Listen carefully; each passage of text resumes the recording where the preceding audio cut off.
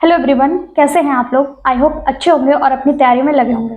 Friends, यहाँ पर आज हम इसलिए आए हैं क्योंकि आप लोगों ने देखा होगा टीजीटी साइंस की वैकेंसी आई हुई है। टीजीटी की वैकेंसी आई है, आपने देखा होगा।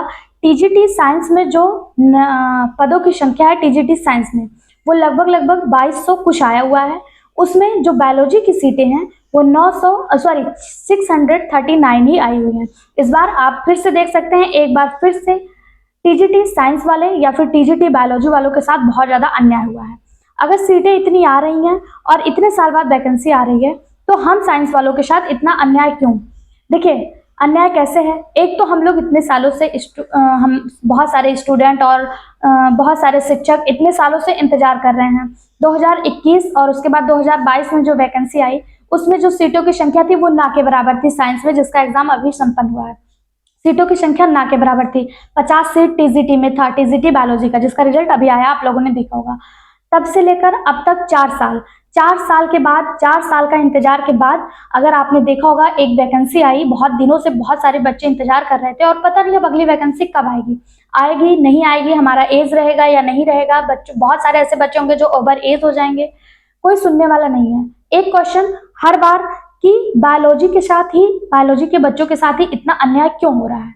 अगर अब बायोलॉजी के सारे स्टूडेंट, सारे टीचर एकजुट नहीं हुए, एक साथ नहीं आए, तो ये प्रक्रिया चलती रहेगी और हो सकता है आने वाले एग्जाम में बायोलॉजी को बाहर ही कर दिया जाए, फ्यूचर में बायोलॉजी को निगलेक्ट ही कर दिया जाए।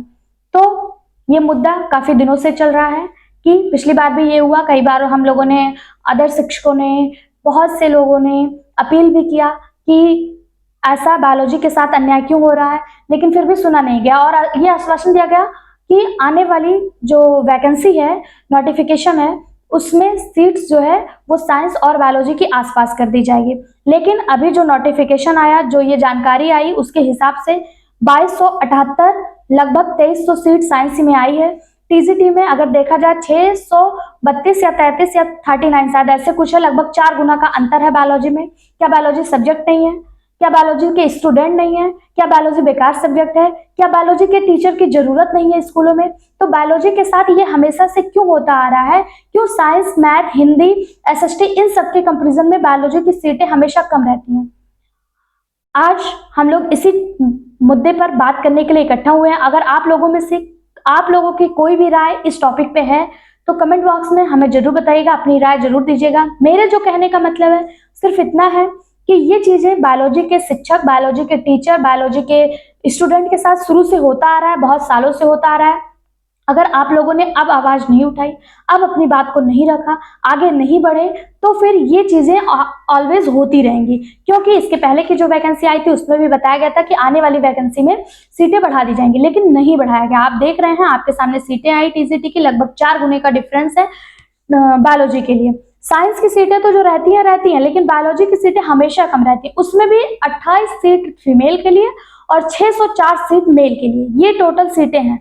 28 सीट फीमेल और 604 सीट मेल। सोचिए क्या ये लोग दिमाग में लेके क्या चल रहे हैं, क्या इनका मकसद है, क्या ये करना चाह रहे हैं। क्या बायोलॉजी में महिलाएं कम हैं? क्या बायोलॉजी के जो स्टूडेंट है उसमें लड़कियां कम है, लड़के ज्यादा हैं? या फिर बायोलॉजी के स्टूडेंट ही नहीं है पूरे भारतवर्ष में, पूरे उत्तर प्रदेश में बायोलॉजी के स्टूडेंट ही नहीं है? क्यों ऐसा हो रहा है बायोलॉजी के साथ?